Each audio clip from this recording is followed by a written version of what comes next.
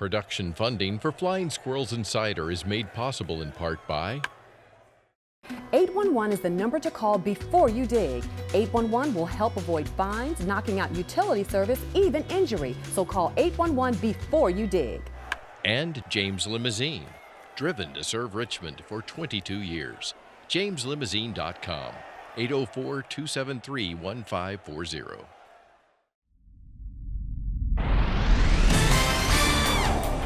Pitch to Duffy, driven to deep right center field. He'll pull into third with a triple. Flashed into left field. Duffy's got it. The shovel to Tomlinson. Relay on to first and Pisa. Swung on and missed. Speared by Blackburn. Parker galloping in. Will slide and make the catch.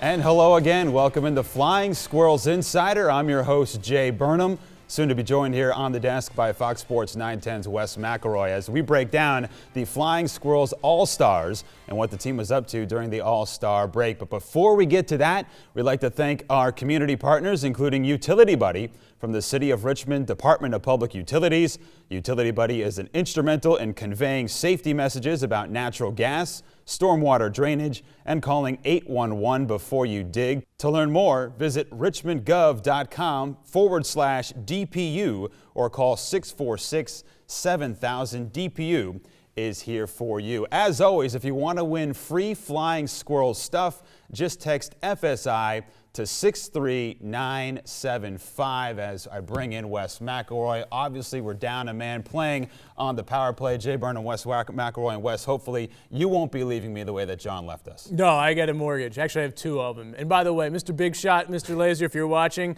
I thought this was supposed to be a big break for him. Could he not hire movers? That's where I'm out after the show here to help our buddy John Laser move. But yeah, we wish the best to John Laser. It's great to see you again. Oh, thanks, Wes, and hopefully you don't pull anything trying to lift up a couch or two for John. All right, with that said, last time we were here, we were speculating on who the Flying Squirrels will be sending to the All-Star break. The All-Star game has come and gone. 4 Squirrels earning that honor. Absolutely, and the first one that deserves the attention, Ricky Oropesa. To think that he's an All-Star now, some of the stuff that we were talking about back in April and May, to see how far he's come.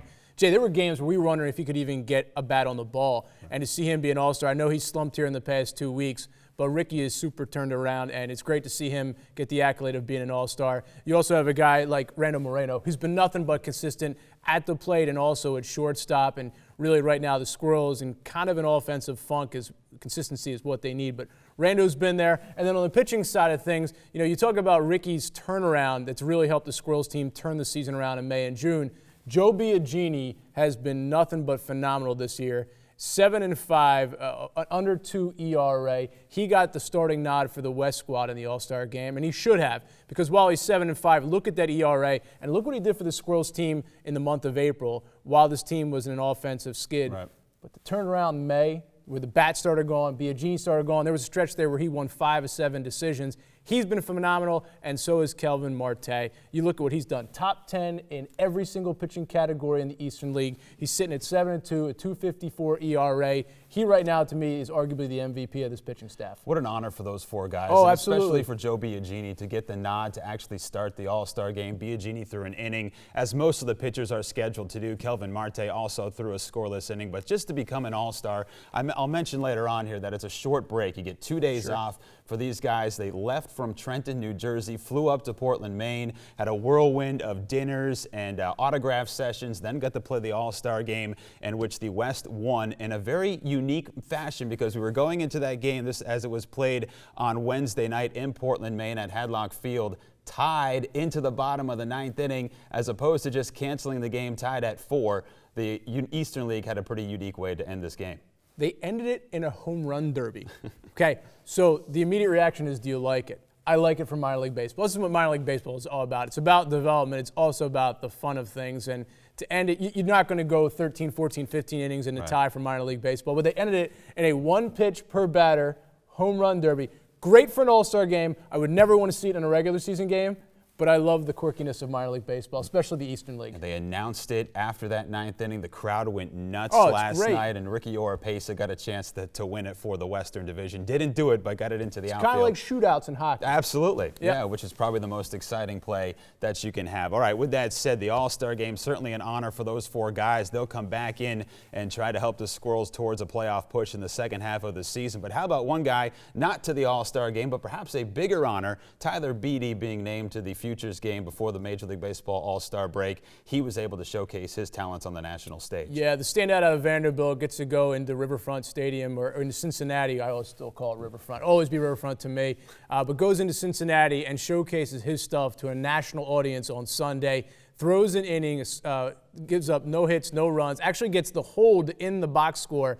And the nation got to see what we're seeing here in Richmond. We're seeing a guy out of Vanderbilt get the quick call up here to Double-A.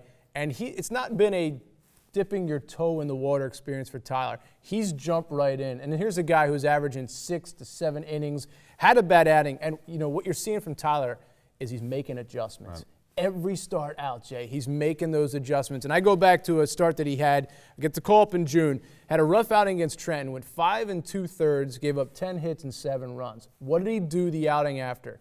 Met with Steve Klein, worked with his catchers, right back at it, 7 innings, 5 hits allowed, no runs. He's listening. He's making – it's one thing to get the adjustments, but then you've got to apply what they're trying to teach you. And Tyler's doing that, and that's why he's being called up. That's why he's getting called to the Futures Game.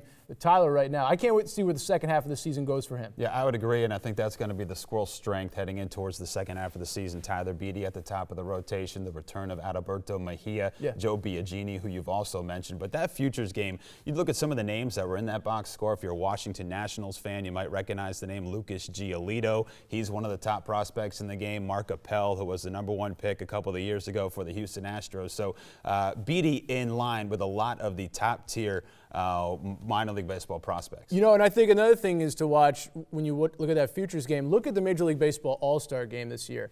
You had 35 guys on the All-Star rosters who were 27 and under. So we're seeing this window in baseball right now where these future stars are getting the call up. So the guys you could see in the Futures Game this year, including Tyler Beede, you don't know where they're going to be next year or the next 2 years. Well, the pitching for the Flying Squirrels that we've just referenced, unfortunately, leaving the team in a little bit of a lurch because Beede had to leave the club to go out to the Futures Game. Kelvin Marte had to miss a turn in the rotation so he could pitch in the All-Star Game, and Joe Biagini, of course, throwing an inning as well. So that has left a little bit of pressure on the Flying Squirrels bullpen, in particular a guy who was thrust into the rotation, a familiar face around here in Edwin Quirarte. Yeah, Edwin Quirarte, let's just call him what he is. He's the duct tape of the Flying Squirrels. Anytime, any situation, you can use him. And that's great to have Edwin back. And here's a guy who maybe was thinking about giving up baseball, had a job offer in Mexico, decided to go back to the Squirrels, kept in touch with the Giants organization. He's been thrust into the starting rotation, as you mentioned, because you're moving Kyle Crick. In addition to all the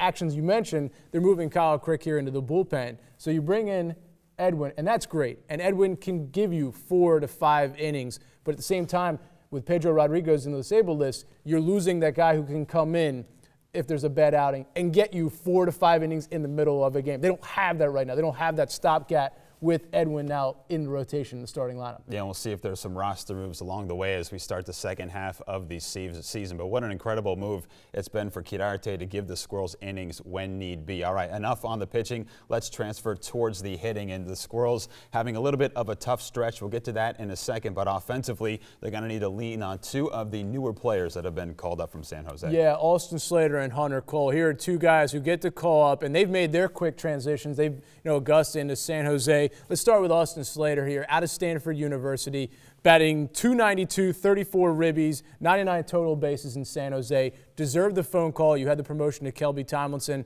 And Slater's an interesting case. Played 3 years at Stanford, missed his senior year because of injury, but played at Stanford, and he's by nature an outfielder. They're making the move because he went to Stanford. He was originally an infielder in high school. Went to Stanford. They had more openings in the outfield, so he moved to outfield. Now the Giants want to move him back into the infield where he's been playing second base. He welcomes the opportunity. He's been working with Augie to work on his craft, to work at second base, to work into the move and the transition. So far, so good. I mean, you got the growing pains, but they need him at the plate, especially with what's going on with some of the other guys. Hunter Cole, here's another guy. Out of Georgia, here's a guy who's now at third base.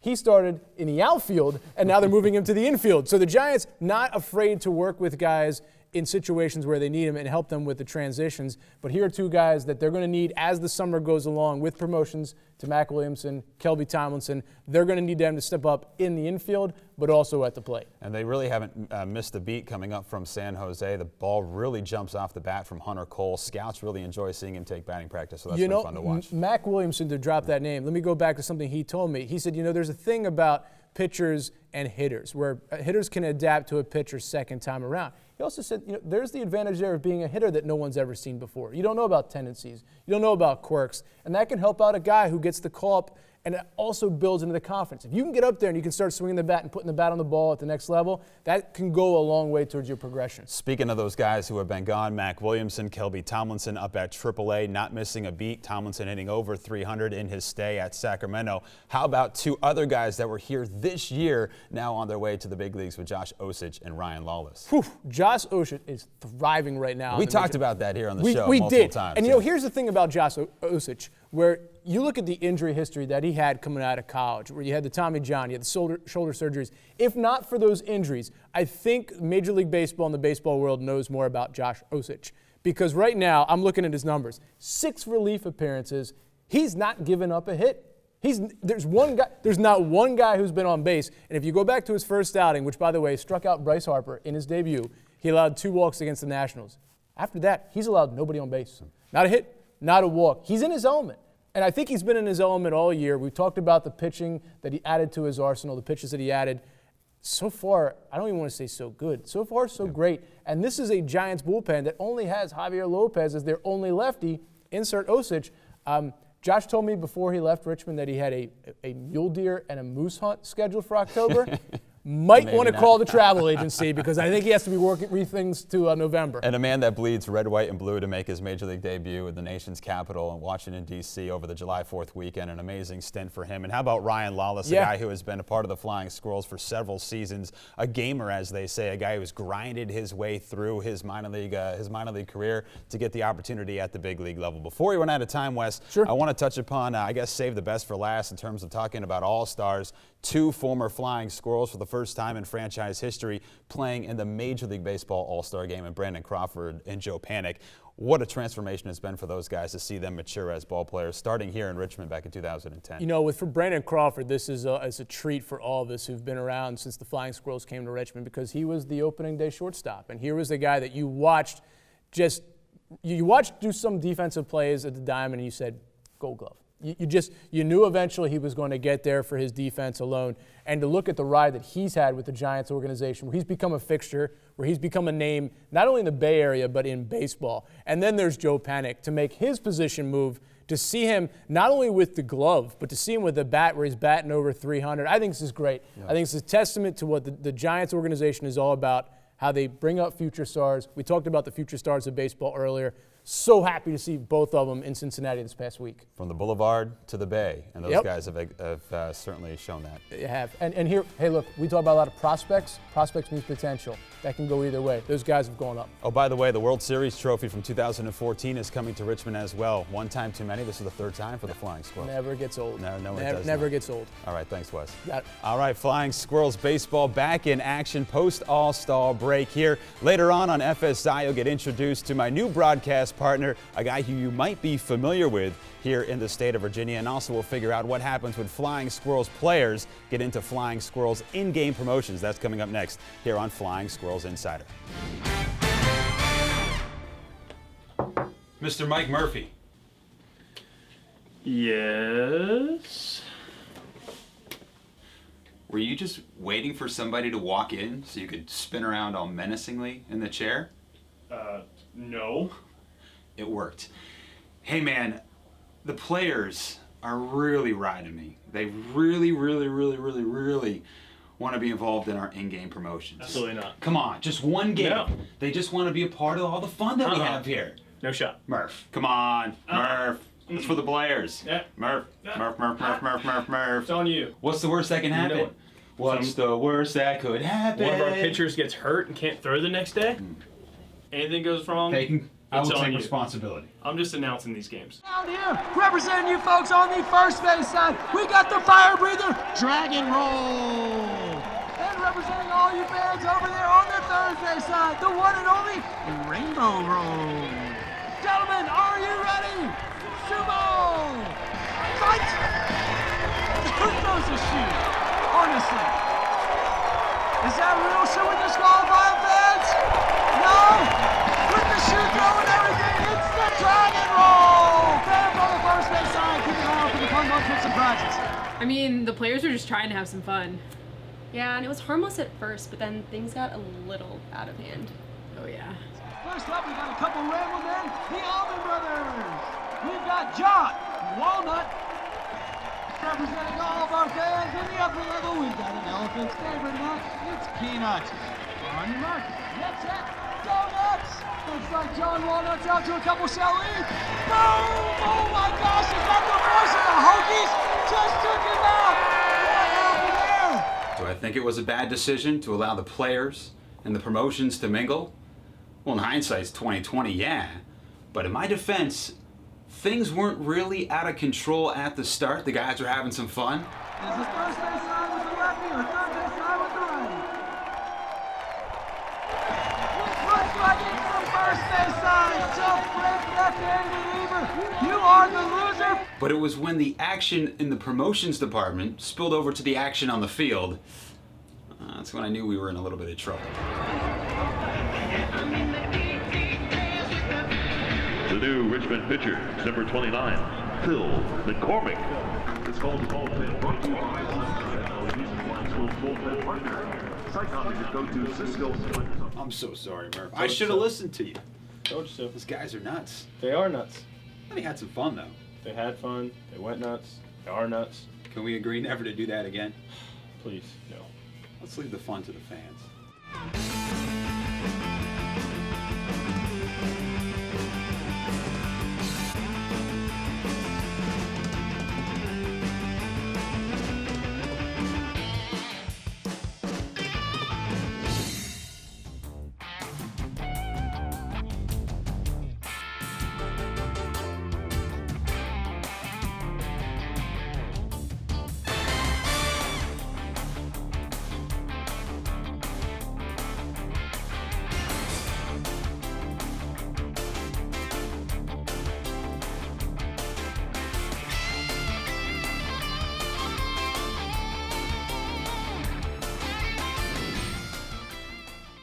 Welcome back to Flying Squirrels Insider. It is time to meet our James Limousine Luxury Guest of the Week. And this week, it's not a player, but this week, because our buddy John Laser got the call-up to become the voice of the Virginia Tech Hokies, as in minor league baseball, when you get a call-up, you have to have someone in to replace them. And joining us, Channing Poole, the voice of the Virginia Cavalier baseball team, the national champion College World Series Virginia Cavaliers. Channing Poole, a graduate of St. Christopher's High School and Virginia, University of Virginia, joining us here before he gets ready to call his first series at the Diamond. Welcome to the set of FSI. Get used to it, my friend. How are you? Wes, doing great. Always good to see you. A wild summer gets a little longer, I guess. Yeah, before we get to your connection with Richmond and the Flying Squirrels, let's first talk about this wild ride of the Virginia Cavaliers, a program that is well known for its success, but this year, a different type of year where, a month and a half, 2 months ago, this team was barely going to make the ACC tournament. And now we end up talking about them as national champs. It's funny, you go into the season and expectations-wise, you could say, wouldn't be the biggest surprise to see a Virginia program in Omaha, but injuries run wild, relocated games runs wild, cancellations. This team has to deal with as much adversity as you could possibly imagine. You hit a stretch in the middle months, March and April, where you go 18-19. You're going, this is not the traditional Virginia program. sure enough, into the season, the last team standing carrying that trophy is the Wahoos. And I think it just goes to show with the coaching staff assembled in Charlottesville, starting with head coach Brian O'Connor, that I know a lot of Richmond natives have come to love for what he's been able to do, and his coaching staff, his assistants as well, the consistency and what they instill in their teams, that it doesn't matter. It's got to be a next man up mentality. And that was truly what defined this club and this magical year, because they say, you know, expect to win when you least expect it. Well, the way this season was going, you can certainly say that about 2015. Well, the Virginia program, it's no surprise that they were in Omaha, or hearing Virginia was in Omaha. It was just a different type of team. It was a young team. It was an injury-riddled team. But as this team went on and grew together, of all, you know, I look back of all the Brian O'Connor teams at Virginia and all the Major League Baseball prospects that have gone through, of all teams to win it all, this was the team. Yeah, go figure. I mean, last year you've got 8 guys that move on to the professional ranks, and very top-flight prospects as well from last year's team that actually lost in the finals to Vanderbilt. To get a little revenge was nice against the Commodores. Maybe Tyler Beatty or the Squirrels wouldn't agree, but it was nice this year to come back and get that crown. I think what made this team so special is, like you mentioned, the youngsters, 14 first-year players. That's incredible, and what made it so special was they get playing time all throughout the year. So they're starting from day one. They've got to get that veteran experience by the end of the season, and it pays off. You've got a lot of guys that are getting such consistent at-bats. They're getting such consistent innings, and it pays off when it matters most, because they're not playing like first years or freshmen when it really matters most at the NCAA tournament. Well, the wild ride of the Wahoo summer ended in Omaha, lifting a title. The wild ride of the summer of Channing Poole is not done yet because, as I mentioned, in you come for the final parts of the season into the Squirrels broadcast booth. For a kid, I'll go back a couple of years, for a kid born and raised in Richmond, as I mentioned, went to St. Christopher's. What was it like for you to get the phone call that the Squirrels wanted you up in the broadcast booth at the Diamond to call the remainder of the season? Well, they always say, what's your first phone call? Mine was to my parents because they said, hey, do you have a bed open for me to come home for a few days? But no, I mean, it was as special as it can be. You know, having done games, actually called games at the Diamond because UVA has the annual visit to play VCU, so familiar with the broadcast setup, so that's certainly nice. But, you know, just going to games at the Diamond, from the Richmond Braves to the Richmond Flying Squirrels now, it's very special to be there, and to be a part of the team that calls that home is going to be very special. But yeah, like you said, just getting to spend a lot more time in Richmond this summer than I might have anticipated, you can't beat that. So very much looking forward to it, and very thankful to John Laser, you know, to think of me, because I have a ton of respect, as you know, for Laser and what he does and what he has done for this team. Thankful to Jay Burnham to give me the opportunity to join me on the booth and hopefully not ruin his airwaves too much. But yeah, it really is quite nice for the Richmond kid to get to come home and spend a little time with the parents. Hopefully they don't kick me out before too long, but I know you've got an extra couch as well. It's true. Channing used to be my intern many, many years ago. I think you actually have my old couch. But I digress. Do you remember your first game at the Diamond? Do you have a Richmond Braves memory, the first time you went to a game, or something that really stood out, or a player that you saw? You know, I would probably say in terms of Diamond memories, it would probably be I went to the game, the first UVA game that set the record for the largest state attendance, and I was not calling the games at that time, but it was the largest ever attendance for a college baseball game in the state of Virginia, and it was between VCU and UVA, and it was before I actually started doing play-by-play. But just that and that atmosphere is certainly the biggest memory I have probably of a game at the Diamond. But then it's a little different when you're there to call a game and you know, having to actually focus on doing a job as opposed to just enjoying baseball. I know you've been looking over your notes. Any Squirrel that you're excited to see on the field? I would certainly say Tyler Beatty. Having called a game of his before is very exciting to get to see him in the professional ranks. And I know a guy that Squirrels fans are very excited about, and for good reason.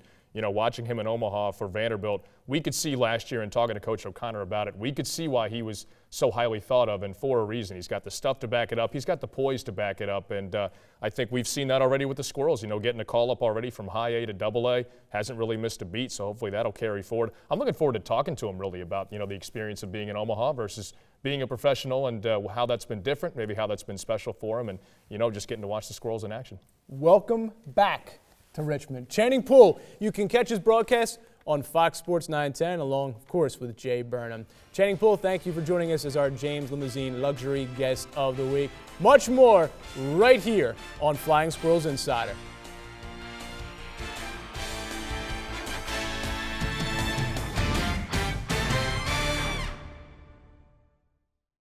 Two days. What most of us would call a weekend, the minor league baseball schedule deems an official break.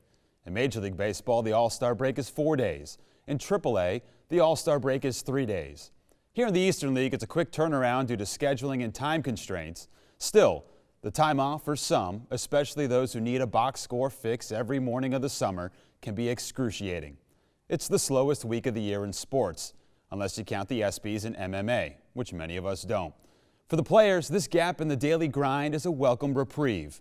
However, despite its brevity, the All-Star break can act as a fresh start for some. Here on the show, we begin anew without John Laser, who's now the voice of the Virginia Tech Hokies. Once again, we wish him the best and will miss his presence at the ballpark on a daily basis.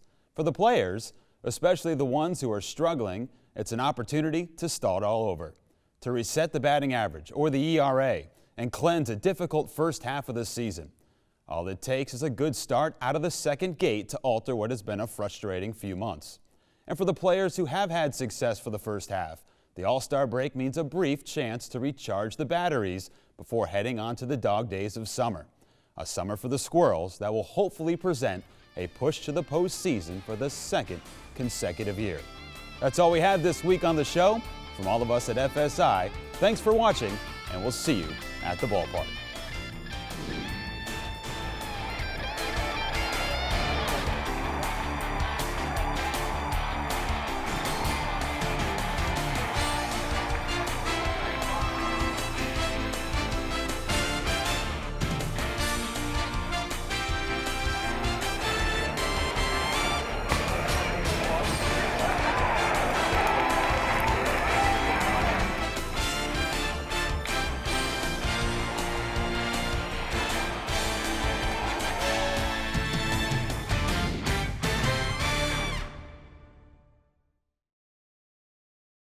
Production funding for Flying Squirrels Insider is made possible in part by The smell of natural gas escaping is a pungent odor like rotten eggs, a bad smell for a really good reason, your safety. If you ever smell the strong rotten egg odor of natural gas, leave the area, go where the smell is no longer present, and call 911. and James Limousine, driven to serve Richmond for 22 years. JamesLimousine.com, 804-273-1540.